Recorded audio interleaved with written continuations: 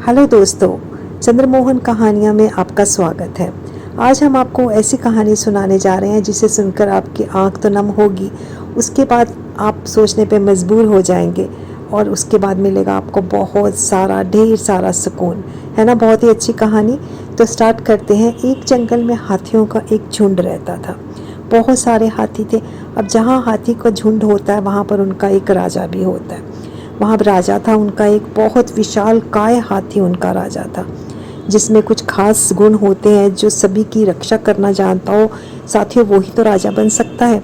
तो वो भी इसी प्रकार का हाथी था, बहुत बड़ा, आम हाथियों से 1.5 गुना बड़ा, लंबा ऊंचा चौड़ा बहुत बड़ा हाथी था।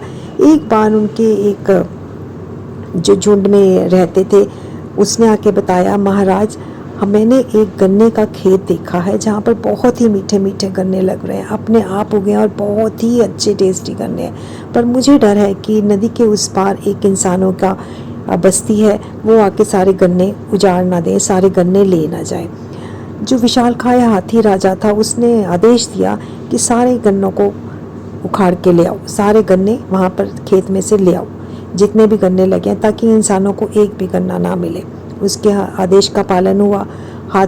सब हाथी गए और सारे ढेरों ढेर गन्ने उठा के उन्होंने जहाँ वो रहते थे वहाँ पर इकट्ठे कर लिए अपने खाने के लिए।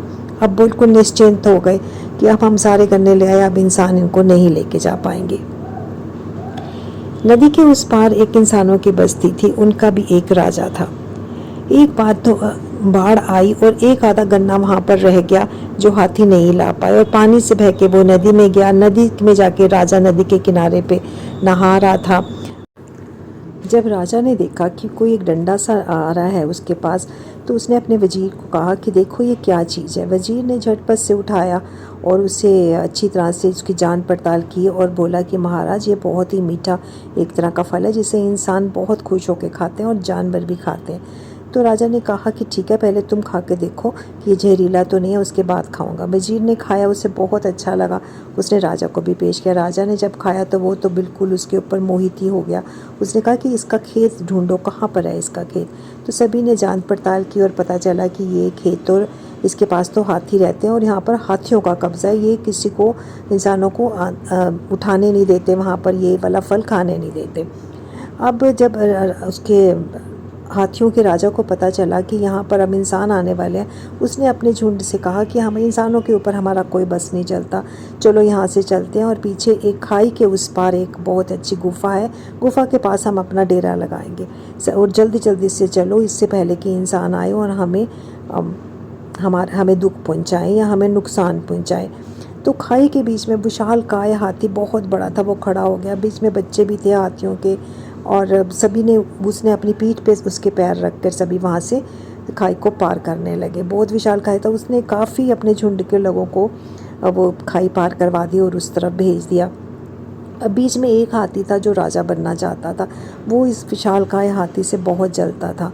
तो उसने क्या किया, एक कोई बहुत तीखी सी चीज़ उठाई और जैसे ही वो उसके ऊपर चढ़ा, उसके गले में उसने वो चीज़ जोर लगा के उसके गले के अंदर कर दी। वो बहुत ही तेज़ चीज़ थी जिससे कि हाथी के गले से खून बहने लगा, बहुत ज़्यादा खून बहने लगा।